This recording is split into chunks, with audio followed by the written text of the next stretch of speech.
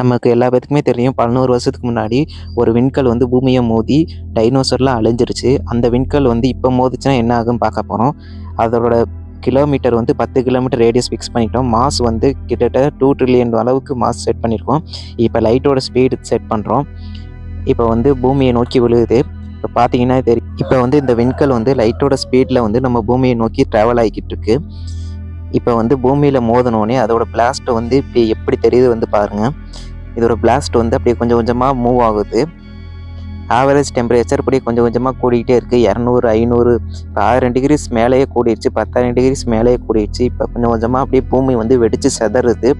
அதோட பிரைட்னஸ் பார்த்தீங்கன்னா இந்த சோலார் சிஸ்டத்துக்கே அப்படியே வெளிச்சமாக தெரியுது. பாருங்க கொஞ்சம் கொஞ்சமாக வெடித்து செதறுது.